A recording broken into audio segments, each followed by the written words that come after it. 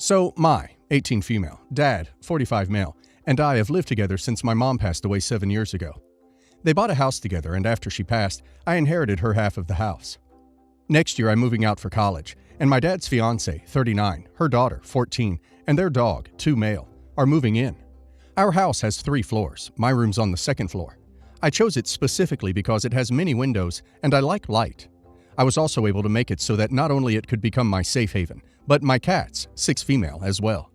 The 3rd floor has an independent bathroom, is separated into a floor with only 1 window, and another one that could work out as sort of a game room or office, with a little nook on the side that we padded. I assumed that my stepsister would be moving there since it's bigger. She would have her own bathroom, and that nook is perfect for their dog, who likes small places much more than my cat. When I was packing up my things to start the move, my dad started bringing in boxes. I asked what they were, and he said they were my stepsister's things, that he was putting them there for when she moved into my room. I tried to keep as calm as possible, asking him why he didn't consult me about this since it was my room, and wouldn't it be better for her to stay in the other room? He said he didn't talk to me because it was his house, and I'd be leaving anyway.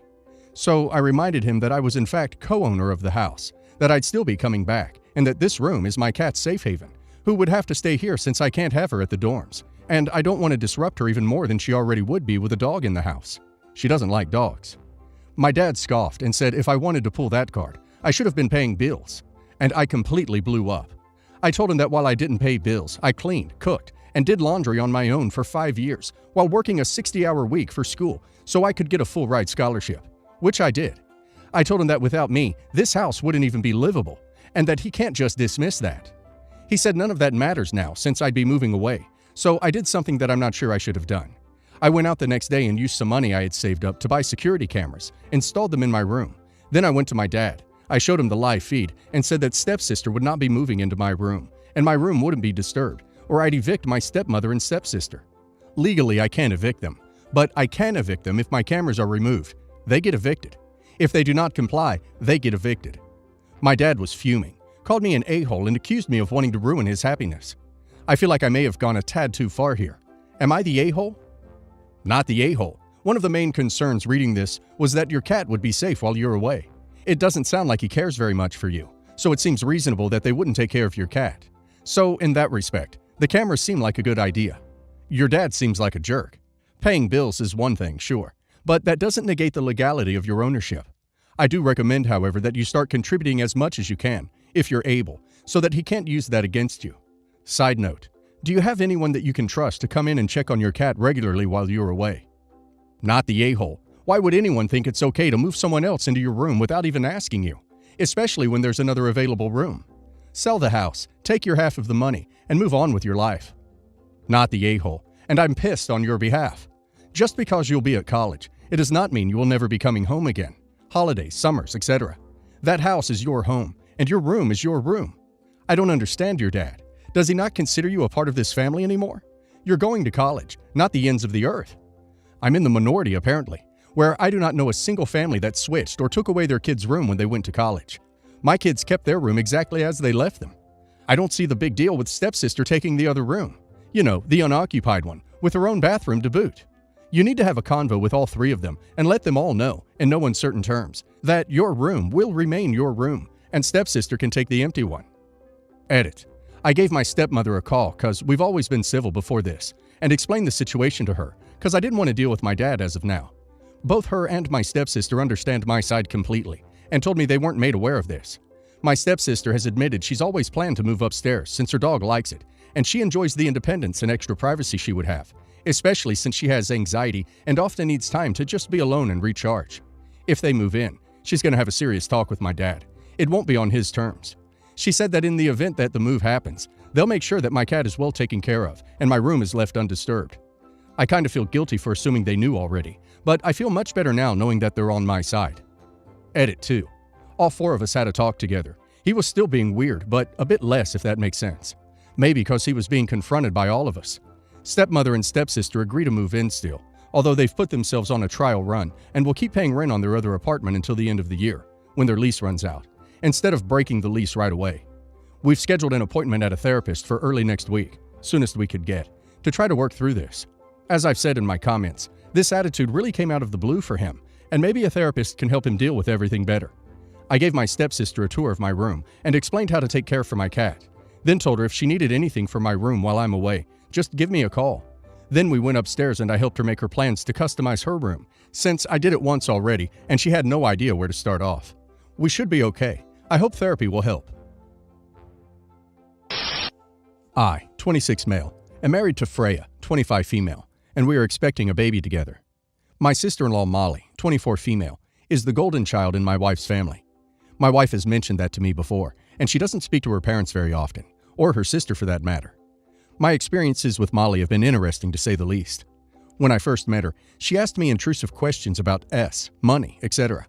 We left because she wouldn't stop. She judged my dad for having me as a single dad by choice, using a surrogate. That was after she called me a liar, insisted that I had a mom, and when she accepted that it was just my dad and me, she insisted I must have been adopted by him. She called him selfish, said he was a bad father, all kinds of things. We left then too because she again would not stop saying that crap. She always believes she can tell people what to do, and they should listen, because she thinks she knows best on everything. Some other things she has said to me, argued with me over. She told me I should hate my dad for intentionally being a single dad. She said my dad was a stupid a-hole who picked a dumb name for me. She told me I should demand the surrogate who gave birth to me should step up and be my mom. She told me I should change my name to James or Christopher and have a normal surname. Freya and I ended up becoming more distant from Molly when Molly seemed to seek us out just to share more of her wisdom with us. Then a few months ago, she reached out to Freya and said she had nobody else but their parents, and how her friend had broken up with her by calling her names and saying she was insufferable. Freya was trying to see if she and Molly could be closer. She had Molly apologize to me, and they were slowly building up a relationship. Then, several days ago, Molly asked what we were naming our baby. Freya said we were not sharing it until the baby was born. She told us to name the baby Emily or Henry. She said that we shouldn't give the baby a dumb name like mine. Freya told her we were not taking suggestions for names. She told me I shouldn't be like my dad. I should be better and not give our kid a dumb name. She brought up how her parents thought she had the best baby names. Freya told her she didn't care what their parents thought, that this was our baby and we would name them. Molly told Freya that she shouldn't discard their parents since they raised them and that she was always the wiser one and people need to listen to her more because she gives out good advice to people.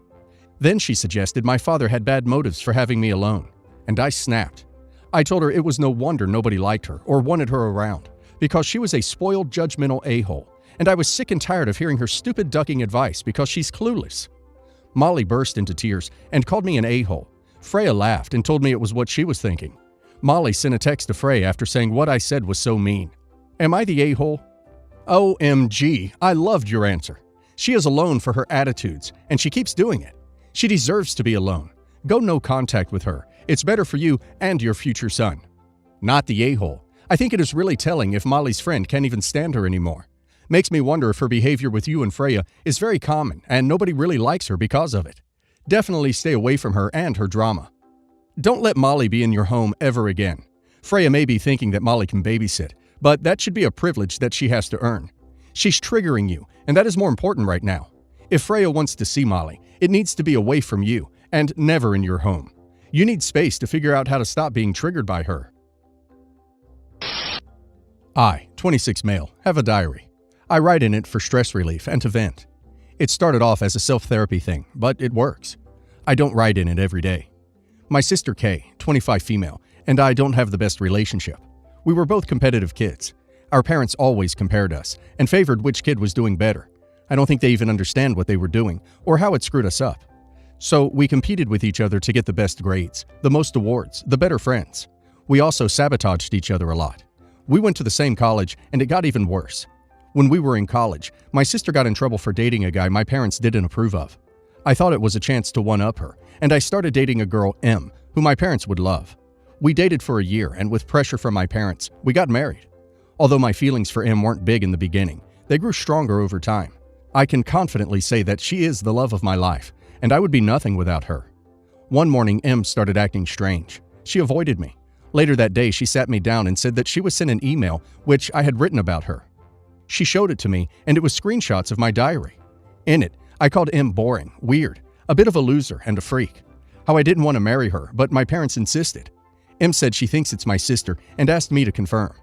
I called my parents and asked them to call Kay for a family meeting. I asked around, and nobody else had gotten an email with my diary entries, which was worse. Kay came in with her new boyfriend, and I screamed at her for sending my wife my old thoughts and ruining our relationship. I called her a jealous psycho. Kay yelled back that I lied to my parents, and Em and they deserved to know. Kay's boyfriend tried to stop us from arguing. We got into a shouting match. My parents are furious with us both and banned us from speaking about what happened, but I think I didn't do anything wrong. Am I the a-hole? Everyone sucks here, except for your wife. What a mess.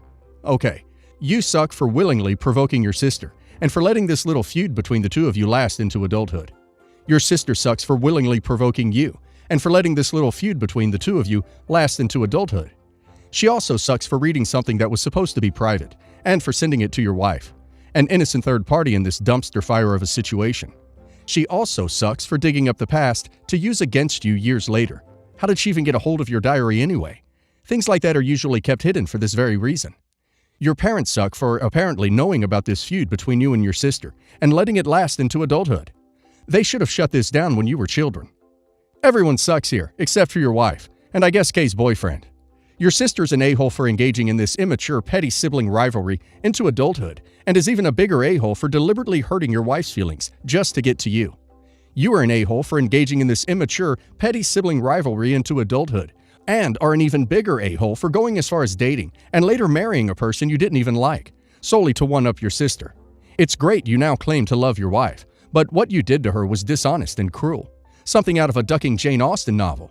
If Jane Austen had lived in the OC in the 2000s. The least you owed her was honesty, and you couldn't even do that. Your parents are a-holes for encouraging this immature, petty sibling rivalry well into their children's adulthood, and for continuing to engage in it today. Furthermore, you are an a-hole for calling a family meeting. Why the hell didn't you confront your sister in private? Don't worry, I know the answer, because you saw this as another opportunity to make her look like crap in front of your parents and victimize yourself. You all need therapy, and your wife deserves so much better than you. Your poor wife. To be called boring and to know you only dated and married to one-up your sister will destroy any and all love she has for you. I will say your sister sucks for reading your diary, but not for telling your wife what you think about her. She now knows the marriage and relationship is based on lies and some stupid competition. Your family and you are all nuts and need serious help. Everyone sucks here, but your poor wife. I, 24 female, got my first apartment without roommates a couple months ago. I finally got my stuff settled in last month, and I decided I'd invite my mom and stepdad over to celebrate me having my first home. I should bring up, however, that I hate my stepdad's guts, and always have. My stepdad came into my life less than 6 months after my dad died when I was 6. He was the classic gruff, stoic stepdad who never smiled and seemed to think that affection was a waste of time. He enforced a ton of very strict rules, many of which he admitted he didn't have a reason for, apart from enforcing discipline. I wasn't allowed to listen to any music he didn't approve of or like, which ended up being most music I liked. I wasn't allowed to have any friends over. I wasn't allowed to wear anything that showed my shoulders, thighs, or stomach. Nobody was allowed to have the TV on during dinner. These are just a few of the rules he had, and he doesn't drink or allow anyone in the house to drink, even me after I was 21.